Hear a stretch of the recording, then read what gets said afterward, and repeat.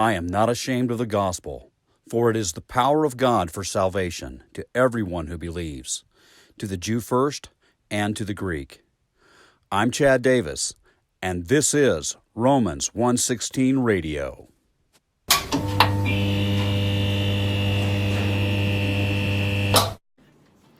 And Daniel chapter 8 reads as follows. I'm going to read in two halves. I'll read verses 1 through 14, and then I'm going to stop. Okay? Here we go. In the third year of the reign of King Belshazzar, a vision appeared to me, Daniel, after that which appeared to me at first. And I saw in the vision, and when I saw, I was in Susa, the citadel, which is in the province of Elam. And I saw in the vision, and I was at the Ulai canal. I raised my eyes, and behold, a ram standing on the bank of the canal. It had two horns, and both horns were high, but one was higher than the other. The higher one came up last. I saw the ram charging westward and northward and southward. No beast could stand before him, and there was only one who could rescue, and there was no one who could rescue from his power. He did as he pleased and became great. As I was considering, behold, a male goat came from the west across the face of the whole earth without touching the ground. And the goat had a conspicuous horn between his eyes. He came to the ram with the two horns, which I had seen standing on the bank of the canal, and he ran at him in his powerful wrath. I saw him come close to the ram, and he was enraged against him and struck the ram and broke his two horns. And the ram had no power to stand before him, but he cast him down to the ground and trampled on him. And there was no one who could rescue the ram from his power. Then the goat became exceedingly great, but when he was strong, the great horn was broken. Instead of it, there came up four conspicuous horns toward the four winds of heaven. Out of the one, there came a little horn, which grew exceedingly great toward the south, toward the east, and toward the glorious land. It grew great, even to the hosts of heaven. And some of the hosts and some of the stars it threw down to the ground and trampled on them. It became great, even as great as the prince of the host. And the regular burnt offering was taken away from him, and the place in the sanctuary was overthrown. And a host will be given over to it together with the regular burnt offering because of transgression. And it will throw the truth to the ground, and it will act and prosper. Then I heard a holy one speaking, and another holy one said to the one who spoke, "For how long is the vision concerning the regular burnt offering, the transgression that makes desolate, and the giving over of the sanctuary and host to be trampled underfoot?" And he said to me, "For 2,300 evenings and mornings. Then the sanctuary shall be restored to its rightful state." Okay. So, like so many chapters of Daniel, one part of the chapter is a vision, and the second part is an interpretation of the vision. And so, many of our answers are to be found in the second half. But let's just walk back through from the beginning and first establish, when does Daniel see this vision? He sees it in the third year of King Belshazzar. And that puts us in about 449, that's not right, 549 BC. About 549 BC. One book I've got says 550 BC. It's a difference of a year. Here's how I come about the 449. The reign of Belshazzar is 13 years long, and we know for certain that in October of 539 that Darius conquers the Babylonians and takes over the city. So back that off to the third year, and I come to 549 BC. So mid-6th century, it's still during the Babylonian kingdom. There's 10 years of Babylon left to go. And Daniel, in this chapter, very similar to Ezekiel, is carried off into a vision at the river. Now, Daniel, being a high-ranking official in the Babylonian kingdom, he could have already been at Susa. But the way I read it is that when he has the vision, he realizes that he is in Susa and sees himself at the Ulai Canal. This province of Elam is kind of south and west in the Babylonian kingdom. It'd be a desert now. It'd be some Saudi Arabian territory now. But he finds himself here, and he looks up from this river, and he sees a ram. Now, the latter half of the chapter tells us explicitly, and I'll read it in a bit, that this ram is the Medo-Persian Empire. Okay? It tells us very, very clearly. There's no discussion. There's no scholarly debate, because the text actually tells us. Unlike the beasts that we have to try to assign and a point in the earlier chapter, and there's all kinds of scholarly debate and multiple opinions and books written about this possibility and that possibility. This is really clear. Another difference between this and chapter 7 is that these beasts are not described as being abnormal. They're not a hideous perversion of what nature is supposed to be, like those beasts from chapter 7. No, it's just a ram, and the ram has 2 horns. Now, one horn being raised higher than another is analogous to the bear in chapter 7, where one shoulder is higher, one side of the bear is higher. And this is typically interpreted to mean that, let me get it right, that the Medes are the lower horn, and the Persians are the greater kingdom that comes and takes over the Medes. Now, they don't do away with the Medes.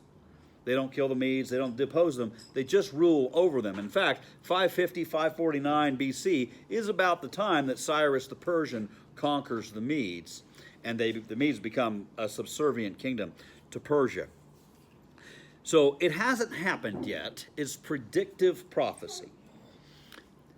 If Daniel saw the vision in 549, we know that this takes place, this ram takes place, and no one can stand against him in 539. So another 10 years before this actually takes place.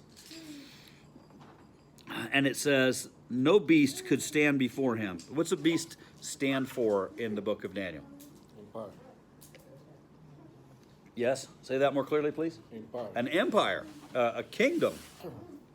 Usually a horn refers to an individual or a king, but it could also be a kingdom. So you've got, the ram has a lower horn and a higher horn. You've got the Medes and the Persians. Those are kingdoms. Perhaps you're talking about Darius and Cyrus, but perhaps not. Probably just those kingdoms. Verse 5, as I was considering, so Daniel, he's not understanding the meaning of this dominant goat. He just sees it. And no beast could stand against him. So there must have been some beasts in the vision Daniel doesn't describe. I would go with that's probably Babylon and the neighboring kingdoms. As he's considering, as he's thinking about it, behold, a male goat came from the west across the face of the whole earth. You know what? I'm going to go back. I saw the ram charging westward, northward, and southward. Where are the Medes and the Persians from? Well, modern day Iran.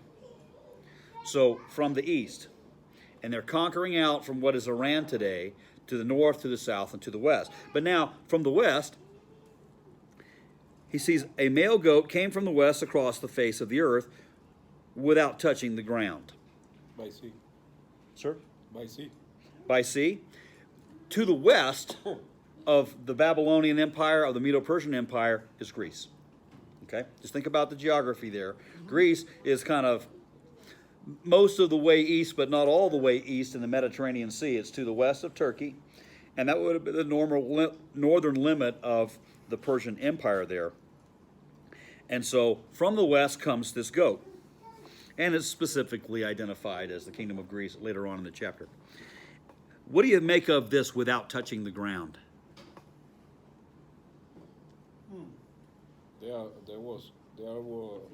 Greece was very, very well fighting in sea, on the sea, and then getting to the. So not touching the ground, Ernesto interprets that as meaning coming from the sea. Another interpretation might be if we looked at, say it, Pat. They were fast. I don't want to answer your question tonight. That's the right. That is not to discount Ernesto's answer, but that's a very popular answer. That's too. Because if you think back to chapter 7, you've got a leopard with 4 heads. It's very fast, and he has wings on his back to emphasize his speed. This is a goat, not a particularly fast animal, but this one, he comes across the face of the whole earth without touching the ground. The Greeks conquered from India to Italy in the span of less than 10 years. Alexander died, he's only 33 years old, having conquered the, what's the word? The face of the whole earth. You say, well, what about South America? The known world at the time, the civilized known world, all around that Mediterranean basin, as far as they had explored, Alexander had no opponents at the end of his reign. He had conquered everyone. And listen to this very literal, it's figurative, but it still fits the circumstances very literally.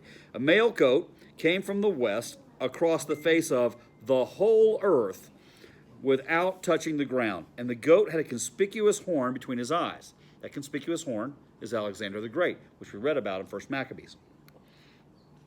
He came to the ram with two horns, which I had seen standing on the bank of the canal, and he ran at him in his powerful wrath. I saw him come close to the ram, and he was enraged against him and struck the ram, keywords, and broke his two horns. What's he do? He overthrows the Medes and the Persians. He broke their power. The broken horn means broken power. And he trampled on him, and there was no one who could rescue the ram from his power. Then the goat became exceedingly great, Alexander the Great. That's how history knows him. But when he was strong, the great horn was broken. 33 years old, Maccabees tells us he laid down on his bed knowing he was going to die. And instead of it, there came up four conspicuous horns toward the four winds of heaven. Now we like the literal interpretation that this is Antipater and later Cassander, and it's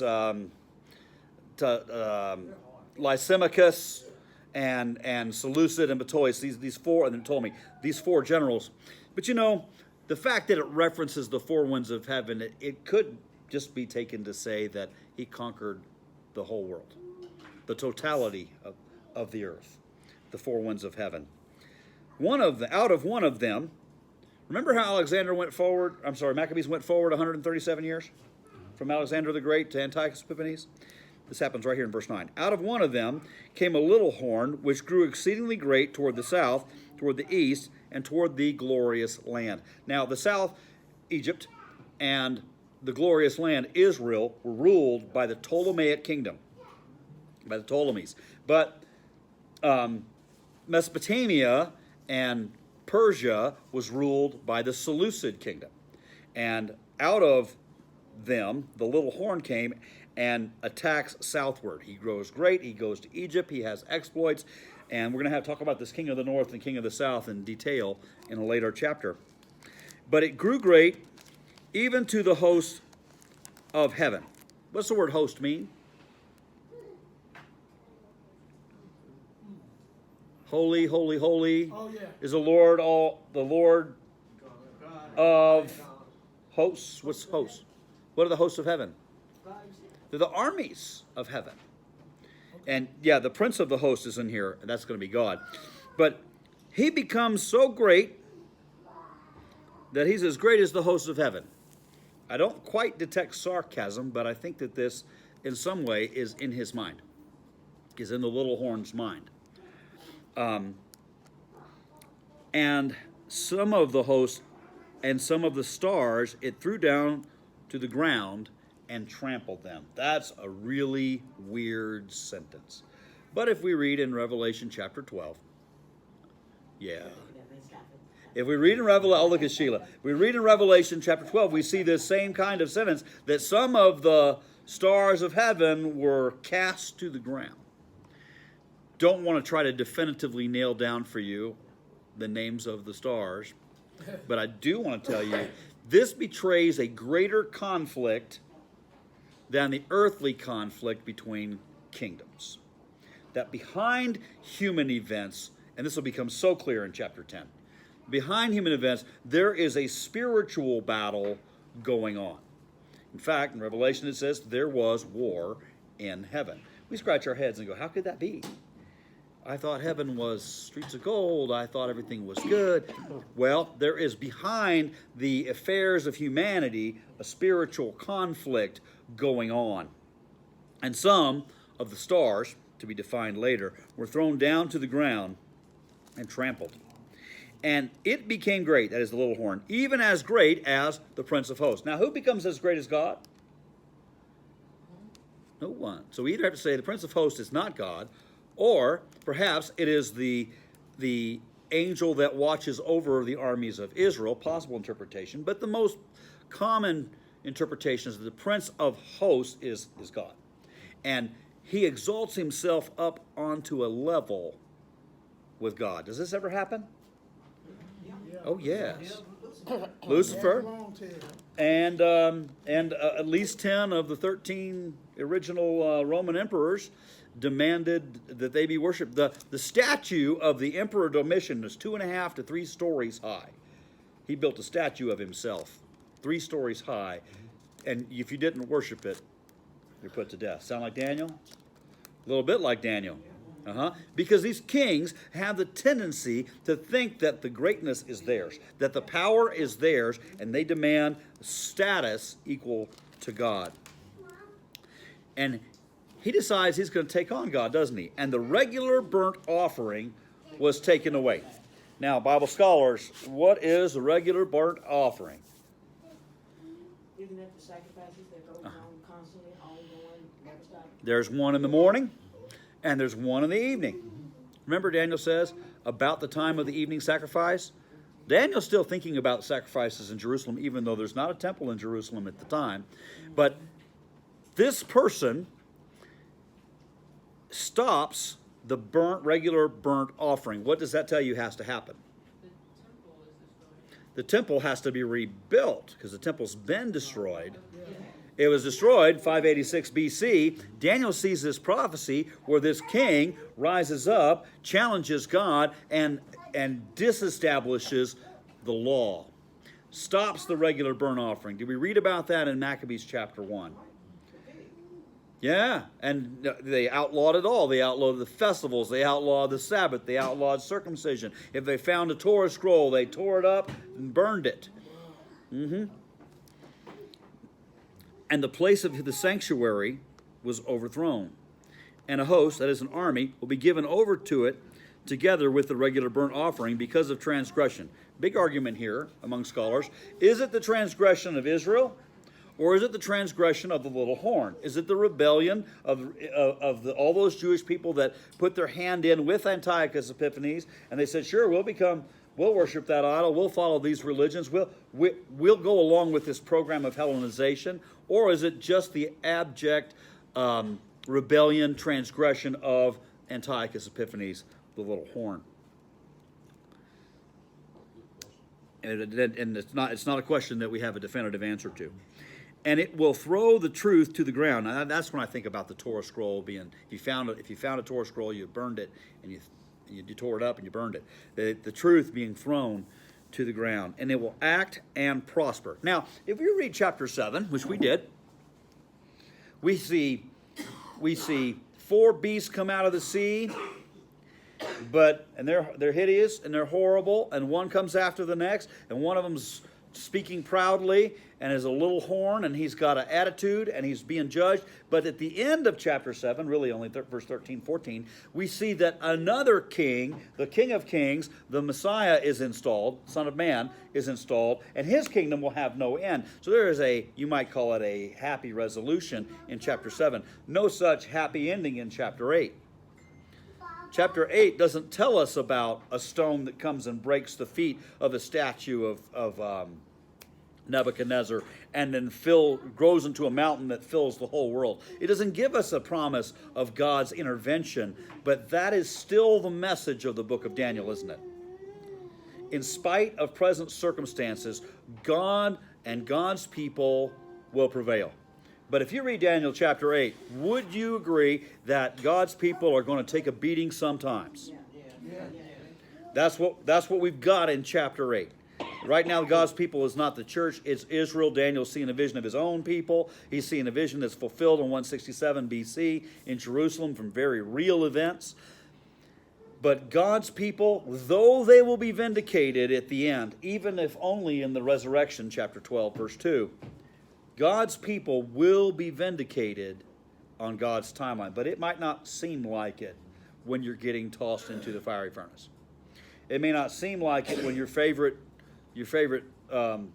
governor, soothsayer, prophet, minister, seer gets thrown into a lion's den, and you're King Darius. You think, oh boy, this isn't good. It may not look like it, but you have hope, and you wake up in the morning and you say, Daniel, has your God been able to deliver you? And the answer in the book of Daniel is certainly yes. And that is the answer, not fully to your question you asked, because there is no answer, like you said. The answer of what do you do when you are under the power of authority and they tell you not to serve God? What did Daniel do? He went up in his room and served God. He went up in his room and he prayed, and he continued. That's the answer. That's not the answer to the question. That's right. Very good. And now we have this horrible story, which we later interpret to be Antiochus Epiphanes.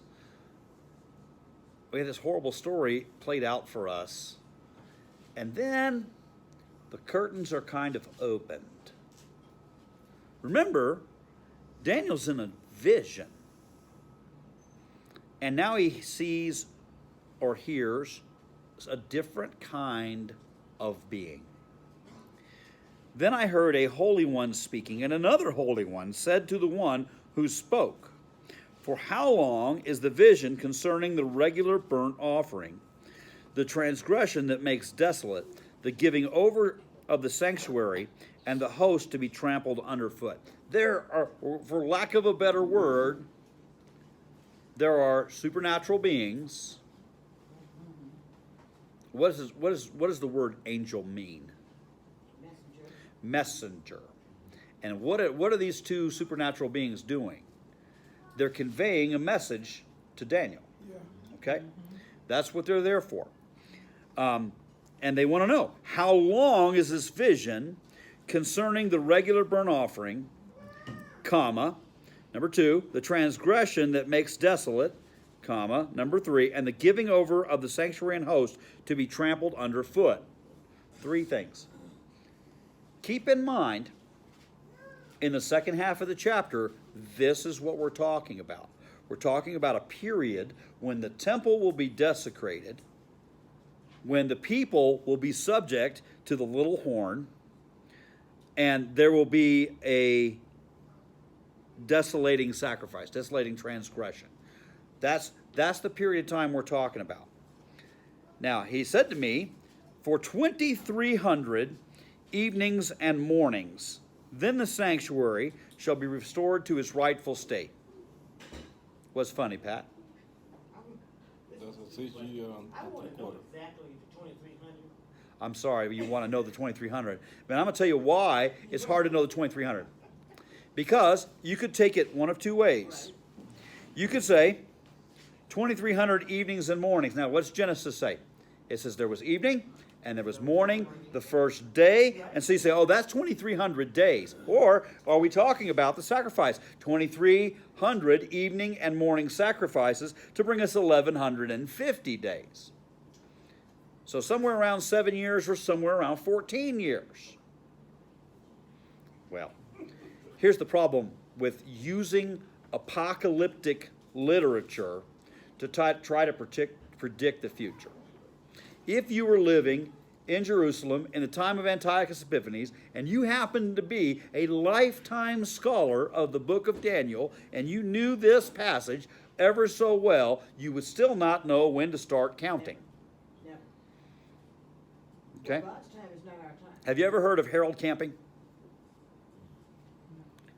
Harold Camping predicted, and this is a very well-respected Bible scholar. He'd been teaching the Bible every day faithfully at his church for 30 years. He wrote a book where he claimed to be able to unseal the prophecies of Daniel and tell us when Jesus Christ was going to return.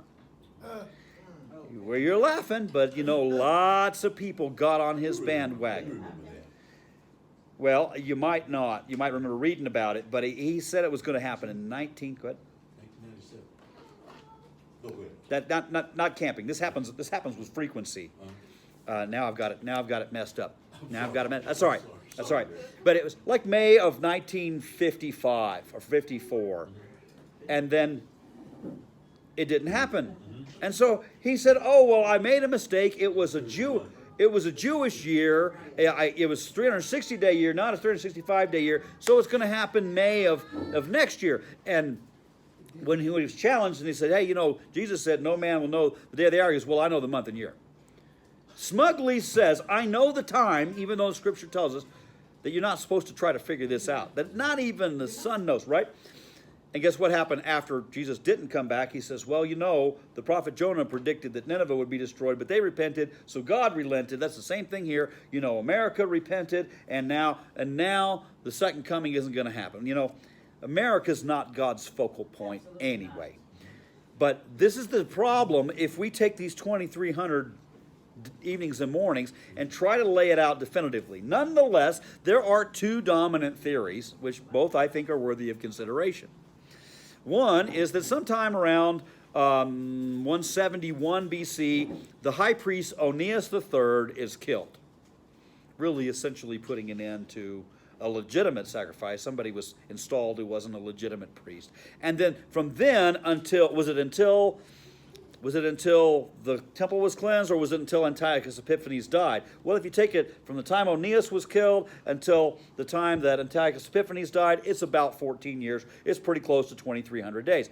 But if they say from the time he set up the abomination that causes desolation until the Maccabees cleansed the temple, that's about 7 years. That's about 1,150 days. And there are folks that have written papers, and there's folks that said this is what it is. But here's the thing.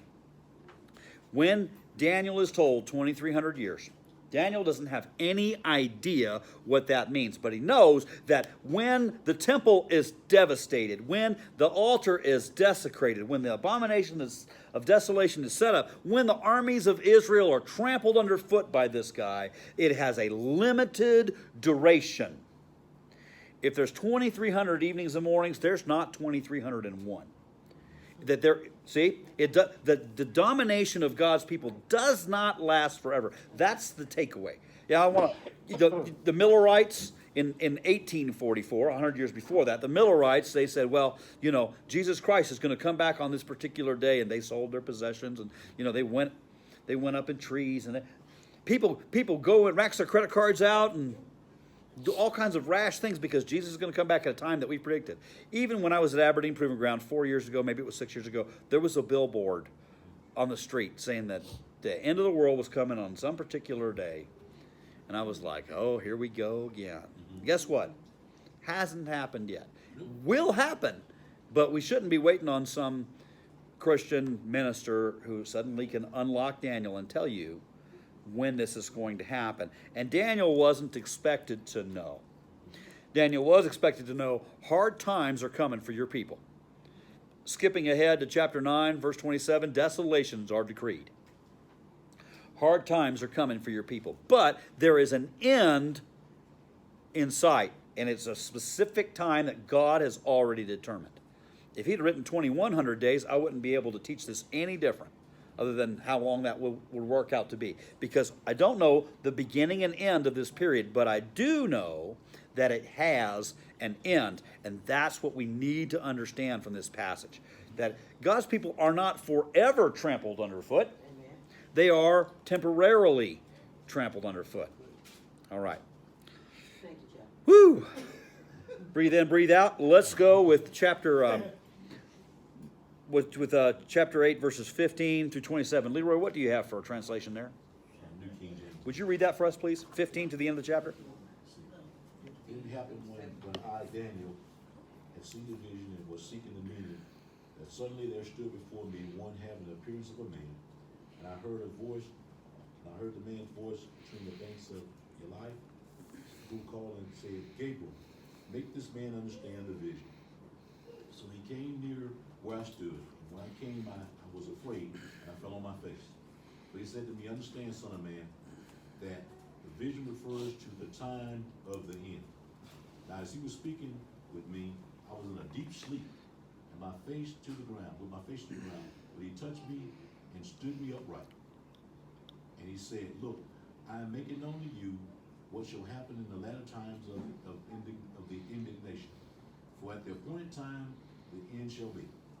The ram which you saw having the two horns, they are the kingdoms of Media, and Persia. And the male goat is the kingdom of Greece. The large horn that is between his eyes is the first king. As for the broken horn, and the four that stood up in his place, 4 kingdoms shall arise out of that nation, but not with its power. And in the latter times of their kingdom, when the transgressors shall reach their fullness, a king shall arise, having fierce features, who shall, having fierce features, who understand sinister schemes. His power shall be mighty, but shall not be his own power. He shall destroy fearfully, he shall prosper and thrive, he shall destroy the mighty, and also the holy people.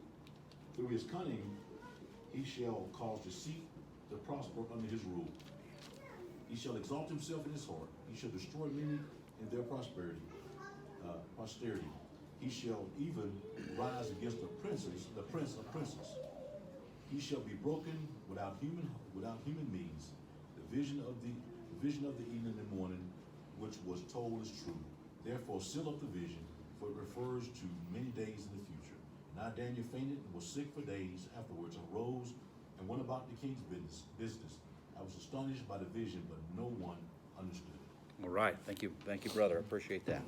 So here we have the same story told again, but this time it's explained somewhat by the divine beings, the supernatural beings. Gabriel, the angel. Sound familiar, Gabriel? Where do we know Gabriel from? The Annunciation. The Annunciation. What'd you say, Linda? He came to Mary. He says the same kind of things to Mary that he says to Daniel, but we'll wait till we get to that. So Daniel, having seen the vision, saw it to understood it. Go to the very last sentence. He said, but I did not understand it. Okay? And behold, there stood before me one having the appearance of a man. He's not a man, but he looks like a man. Okay? And I heard a man's voice between the banks of the Ulai. Try to imagine, if you got a river, and you hear the voice between the banks of the river, where is the voice coming from? From the river, or from above the river, right? But not on either side. It called Gabriel, make this man understand the vision. So he came near where I stood. Can a man stand on a river? No. It's a divine voice. It is a supernatural voice. So he came near where I stood, and when he came to me, I was frightened and fell on my face. Do we see this imagery in the book of Revelation? The Apostle John, right? They must be truly impressive spiritual beings. They must be truly powerful, impressive, imposing beings that men want to fall on their faces before them. But it's not the right reaction. I was frightened and fell on my face. But he said to me, understand, O Son of Man. This is a different use of Son of Man, isn't it? This is like the Ezekiel use of Son of Man, meaning, hey, mortal being. That vision is for the time of the end. Now, the end of what is the question? The easiest answer that we typically want to run to is the end of our time. But this is specifically set in the time of the kingdoms of Medo-Persia and Greece. The time of the end of what? Of the end of the sacrifice, of the end of the abomination that causes desolation. The end of the story up here is that the sanctuary will be restored to its rightful state. What end are we talking about? And again, I want to address the negative tendency of trying to make everything about us. Yeah. It might be hard for American Christians of the 21st century to accept, but there's nothing in the book about us until Acts chapter 10. Right. By us, I mean anybody other than the Jewish people. It isn't about us. This is about the Jewish people for the next 490 years. We'll get that in chapter 9, the next chapter. And the end of what is not super clear. But we want to avoid flashing forward and saying, this must be about the second coming.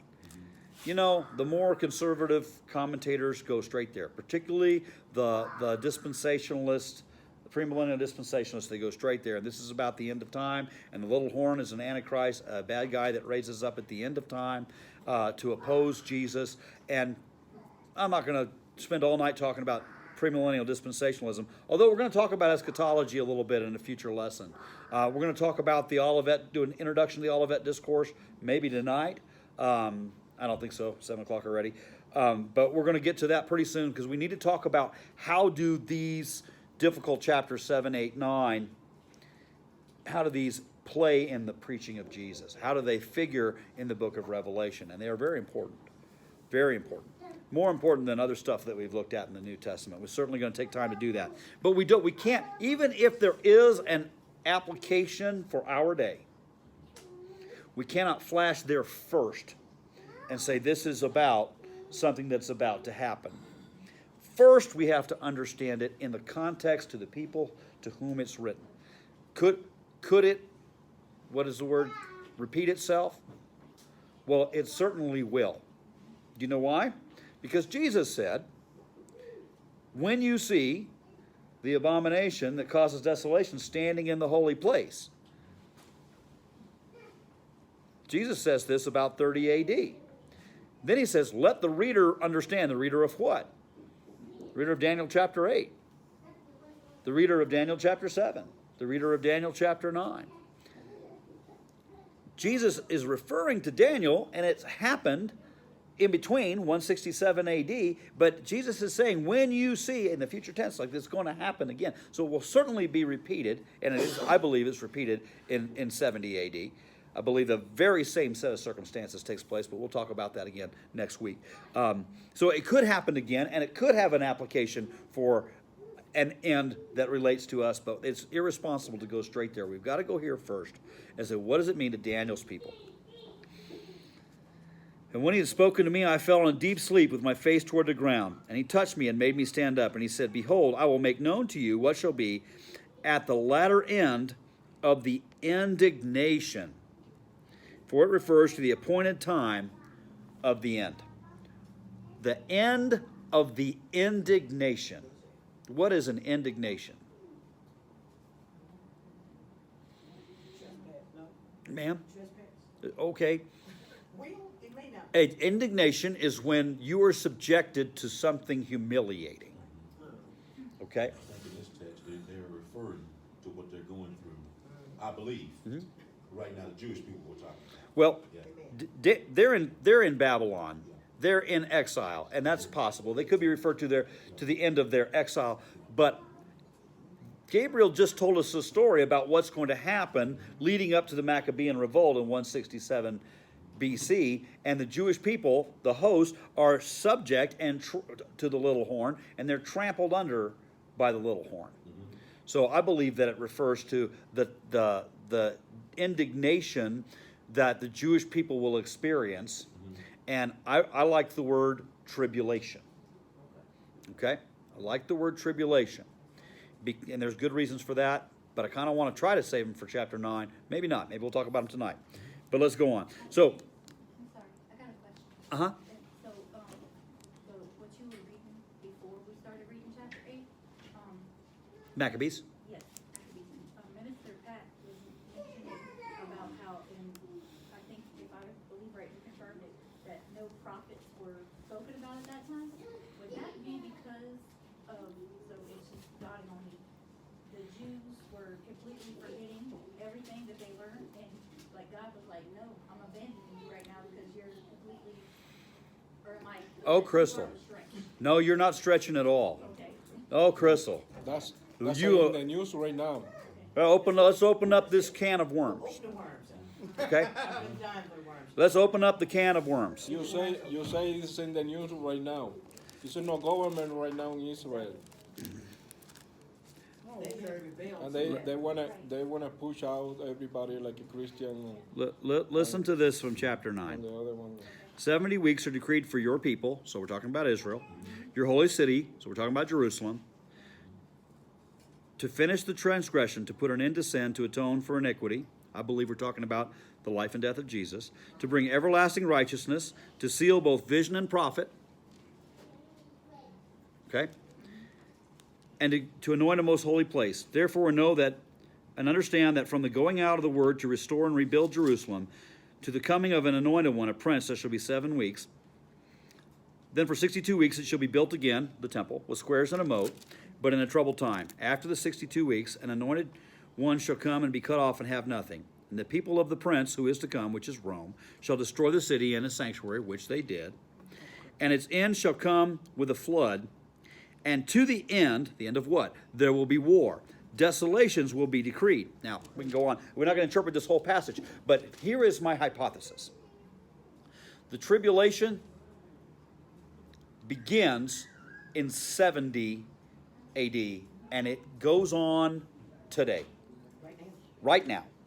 If you think that the Holocaust was just a random act of violence that took place in World War II, it's not. It was systematic evil perpetrated by the devil as an attempt to eliminate God's people, the Jews. And it says right here, desolations are decreed.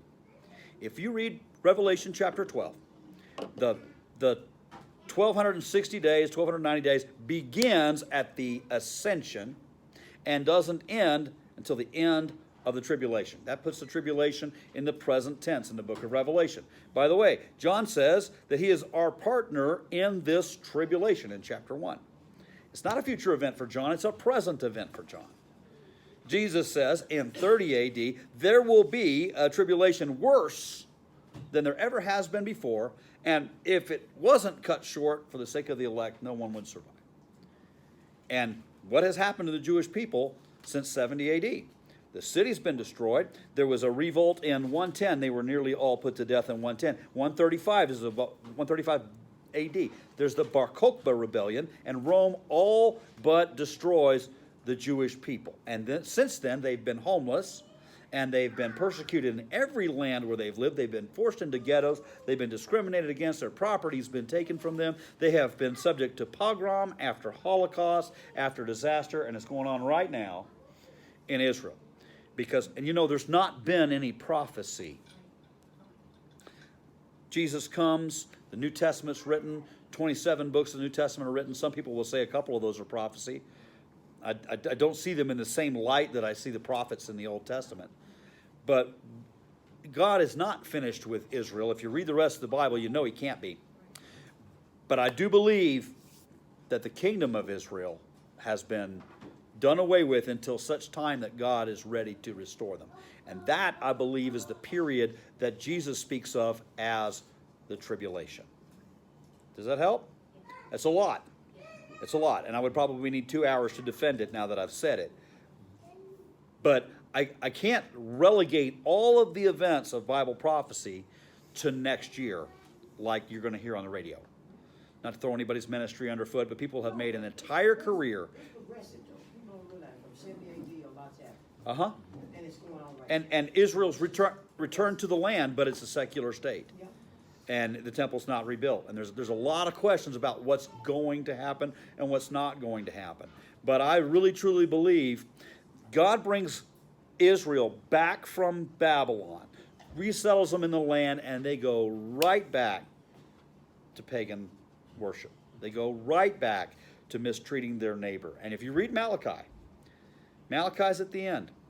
They're not doing what they're supposed to be doing, even after they're back in the land and the temple's been rebuilt. And so they never have sovereignty again, as in a king. Because the next king that we see from David's line is the Son of Man in chapter 7, verse 13 and 14. And God is going, if you read Zechariah, the end is going to come in a battle around Jerusalem, and it will be a miraculous save. It looks like the whole world will be gathered around Jerusalem. It'll be a miraculous save, and they will recognize Jesus whom they pierced. And that's when Israel will truly be restored. And even the nations will go to Jerusalem annually to celebrate the Feast of the Tabernacles. That's what Zechariah chapter 14 says. There is a destiny for Israel. And the dispensationalists say it's on hold. And I don't think so. I think that we're in the period of the indignation. And I've got a lot of Jewish friends. And I was on the phone with one of them. You know my buddy Mike. I was on the phone with one of them last night, and he was talking about from Antiochus Epiphanes to the Emperor Constantine, and he just goes through history about all the persecution that the Jews have faced. You know, you could say those poor, pitiful Jews. And at our age, I think we really ought to have some compassion. Empire has from Egypt to to the last one over there, the Ottoman Empire. All the empires. They march into Israel. Yep, and I don't know when it ends. I don't know when it ends. But yeah, the prophets are speaking one after the other from the time shortly before the Assyrian exile, when the northern kingdoms are taken away, to the time shortly after they're reestablished in the land, and then radio silence. Radio silence until Jesus is born. I believe Israel had another opportunity to turn the corner, but they rejected Messiah. And with that came the judgment of God, predicted right here in the next chapter. And the temple's destroyed, and the events of 167 BC are played out in great similarity in 70 AD. You know, when the Jews ran in Judea to hide in caves, the Romans would build fires in the caves to smoke them out, and they either died of smoke inhalation or they killed them when they ran out. They did everything they could do to kill the nation. If you escaped from the city, they would cut you open to see if you swallowed any gold that you might poop it out later. The soldiers would kill you and disembowel you to see if you swallowed anything valuable that they could put in their pocket. Well, they tore the walls down and scraped the gold out between the walls. Mm-hmm. The last of the rebellion hid in a fortress in 73 AD in the Negev, down near biblical Kadesh Barnea. A place called Masada is a mountain fortress, and the Romans besieged it. And at the end, when the Jews realized that it was over, they took their own lives rather than suffer the indignities that the Romans were going to inflict upon them. And this doesn't happen to God's people by accident. It's prophesied right here in Daniel chapter 9. Now this part only covers up to 167 BC. But what's the lesson? God's people are not trampled underfoot forever. There is an end to the indignation. Where are the lines between this period of history and the next period of history and our period of history? I don't know. Right? Because we're not to speculate and unpack a grand scheme of what, if you read Hal Lindsey, The Late Great Planet Earth, you will be thoroughly convinced that Jesus Christ is coming back at least one time in the 1970s. Because we have it over in Revelation, what's going to happen when he come back. Mm-hmm. But I'm saying that That's the hope, though, right? that is the hope. When he set foot, when he come back with the host, Yes. and he sets foot on the Mount of Olives, Mm-hmm. and it's cracked. Okay, no, I'm not gonna go there. See, look at y'all.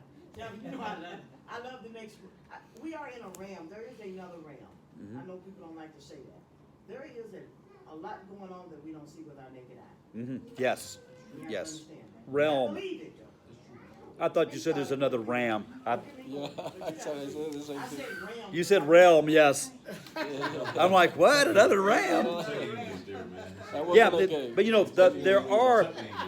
there are spiritual forces of wickedness in high places. Yes. And there is more to be seen than what the news is going to report to you. Oh, yeah. The naked eye does not discern the things of the kingdom of God. But in the end, the message of the book of Daniel cannot be ignored. God will have his will done, and his people will be vindicated. We got to go back to chapter 7 to say, and the kingdom will be given to the saints. Yeah, but you don't see that in chapter 8. It ends on a sad note. All right, how are we doing on time? Doing fine. All right. I will make known to you what shall be at the latter end of the indignation, for it refers to the appointed time of the end. Now, we just don't know what that end is. I think it's the end of the sovereignty of the kings of Israel. What do you mean when you say that, Chaplain? So after they went into captivity, right? That even though when they came back, they appointed princes and other things, governors over there. Governor. But they never had a king. So you're saying when they went into captivity, period, this is the end of the whole. That's what you mean. Until the son of David. Yeah, until Jesus. I'm saying, Until the son of Earthly David. kings, I'm talking Right. Now, God did not desire for them to have kings. But they He's- clamored and clamored. he's- for and- it. We want to be like other right? nations. That's right. That's Right? right. In my anger, I gave you a king. In my wrath, I have taken him away. It's Hosea. That's right. 'Cause I was gonna be your king. I was gonna lead you. I'm supposed to be, God says, I'm supposed to be your king. You said what your king was gonna do for you. And they did it. And they did it in progressive levels of sin. Gonna make slaves of you. They pushed themselves away from God deeper and deeper. And then like, right. I just started reading the Judges again this morning. I don't know. I just started reading, I finished Joshua yesterday. I started reading Judges this morning. And I'm like, here we go. In chapter 2, well, Israel did evil in the eyes of the Lord. I'm like, man, all it takes is for Joshua to die, and then here we go down the slippery slope. Right into it. Again and again. Right? And then a generation rose up that did not know the Lord. It doesn't take any time for humanity. Let's not get on the Jews' back too hard. It doesn't take any time for humanity to forget God and go rebel and go do our own thing. And you know, God says, well, I want you to have this land. And I've allowed the Canaanites, the Perizzites, the Hivites, the Jebusites, the termites. I've allowed them to sin as much as I can handle. And now you go in there and wipe them out. Don't spare anything. But they didn't do it. Nope. They didn't drive out the Canaanites. Now, God, it says in Joshua that all God's promises were fulfilled. But then it goes right on to say, but these Canaanites didn't get driven out, and they did forced labor for these. These Canaanites live among the Israelites today, to this day. You know, and then they did exactly what Moses warned. They intermarried, they interworship, they began to worship idols, they began to forsake the law of God until you get to the time of Josiah, and they don't even know what it is. And somebody, Hilkiah the priest, finds a scroll in the temple and says, hey, I found a book. And, oh, king, you're going to want to read this one. And right? And then so they forgot God so much that they don't know what the book of the law is. You answered my questions, yeah. Did I answer your question? Yeah. Thank you. Don't go too deep into that. But now God is still king. And the time will come when the beasts of the earth, our best attempts at human power, are defeated, are shown to be what they are, perversions of God's creation. And this, I just got to read it out loud. Just got to read it out loud. This is how it's supposed to be. There came one like the Son of Man, and he came to the Ancient of Days and was presented before him. And to him was given dominion and glory and a kingdom, that all peoples, nations, and languages should serve him. His dominion is an everlasting dominion, which shall not pass away, and his kingdom one that shall not be destroyed. That's the destiny of the world. But in the meantime, Daniel's got some bad news about what's coming up for his people in the next 300 or 400 years. As for the ram that you saw with the two horns, these are the kings of Media and Persia. And the goat is the king of Greece. And the great horn between his eyes is the first king. Very easy to see, Alexander the Great. As for the horn that was broken, in place of which 4 others arose, 4 kingdoms shall arise from his nation. This would be Greece and Thrace and Asia Minor. It'd be Persia and Mesopotamia. It'd be Israel and Egypt. Now get this, but not with his power. None of them were as mighty as Alexander the Great. They fought each other and they warred with each other, and they did not equal him. At the latter end of their kingdom, when the transgressions have reached their limit, a king of bold face, now this is the little horn again, one who understands riddles shall arise. His power shall be great, but not by his own power. Whose power, then, does this wicked man arise by? Satan. Satan just means adversary, but there is a spiritual power behind Antiochus Epiphanes. May I say, You may say it. Revelation 17:13. Okay, so Revelation 13, Revelation 17, the beast has power, but the power comes from the dragon. Leave it at that. Leave it there, because we'll study Revelation another day. You're not on that. No, we're not. But this little horn, or in this case, when he says this king of a bold face, his power becomes great, but not by his own power. He shall cause a fearful destruction, which we read about in Maccabees chapter 1, and shall succeed in what he does and destroy mighty men and the people who are the saints. Any doubt that that's Israel? Premillennial dispensationalist interpreters want to make this the church. No, it says the holy All people this is in talking King- about in Israel. King Yeah, James. yes, yes. And We- it we- says in King James, You the know, but you holy established people, that, I that think is there's not all the church. Israel. Right. Did I say something? Yes, heard what I you said? said you got my I attention. said it's the holy, it says the mighty and the holy people, Mhm. which is not the church. See, but that's the word Paul uses for the church. When Paul, Saint- yes, Saints, saints, hagios. but it's not the holy. That's the word. Also, the word means holy. It's the same word. It's the same word. Is that the church though? Yes, Don't answer that. yes. But what he's talking about here, though, like you said, is not. This is Israel. He's talking This is Israel here. Yeah, well, but Paul says to the saints at Ephesus, to the holy ones at Ephesus. By his cunning he shall make deceit prosper under his hand. And Antiochus Epiphanes comes and he flatters them and he tells them they're going to have peace. And they say, okay, great, come on in the city. And he murders them. Mhm. Without warning he shall destroy many. And he shall even rise up against the prince of princes. And he shall be broken, but by no human hand. Now, the Maccabees physically overthrew Antiochus Epiphanes and the Seleucid rulers. But that doesn't mean that it was by their hand. He's empowered by a power not his own, a spiritual wickedness, the devil, if you will. And he is destroyed by a power not a human hand. Not a human hand, but by God. No, it ended suddenly. It ended suddenly. The vision of the evenings and the mornings that has been told is true. But seal up the vision, for it refers to many days from now. So he says, yep, 2,300 evenings and mornings is correct. Doesn't say days, it says evenings and mornings. Is true. But Daniel, just go ahead and roll that scroll up. Seal up the vision, for it refers to many days from now.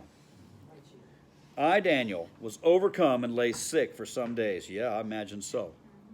Then I rose and went about the king's business, but I was appalled by the vision and did not understand it. Were you appalled when you read Maccabees chapter 1? Yes. Daniel saw a vision of a horrific period in the time of his people, Israel. He saw some tragic events. He saw the trampling of the house of God. He saw Jews who worshiped foreign gods. He saw pigs sacrificed on Yahweh's altar. He saw a city burned, houses destroyed, and he was appalled. He was made sick by this. Chapter 8 is not the typical starting place. Most interpreters, they divide the book at the end of chapter 6. I don't, as you know. I divide the book at the end of chapter 7 because chapter 7 and chapter 2 are bookends. The vision of Nebuchadnezzar's statue with the head of gold and the shoulders and arms of silver and the waist of bronze and the legs of iron and the feet of iron and clay is analogous to 4 beasts that rise up out of the sea. And the stone which destroys the statue, that becomes a mountain that fills the whole earth, is analogous to the Son of Man who rules forever and his kingdom has no end. That is one cohesive story from chapter 2 to chapter 7. I mean, it's continue with that thing. Well, let me finish. Those 6 chapters belong together, and they are the segment that are written in a foreign language. Chapter 2, verse 4 to the last verse of chapter 7 are written in Aramaic, and I believe that they are addressed to the kings of the world. Donald Trump would do well to read these 6 chapters of the book. He would do well. No criticism of the president. I'm just saying this book, chapter 2 through chapter 7, is addressed to the kings of the world. Nebuchadnezzar, Puffed up. don't be puffed up. Pay attention. Don't be an abomination. God's the real ruler. One day, you're going to have to admit that.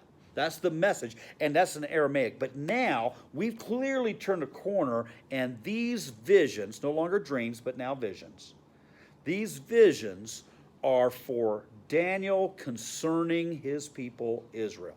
It's in Hebrew now. Chapter 8 forward is in Hebrew, and I divide the book after chapter 7. Yeah, I think the whole thing is a cohesive whole. You're saying it goes on. Certainly, chapter 1 through chapter 12 belongs together. But we've turned a clear corner, haven't we? Right. We've turned a clear corner. Now we're talking about the near-term history, like the next 490 years, of the people of Israel up until the time of the Messiah. Up until the time of the Messiah. And that's what the rest of this book is about.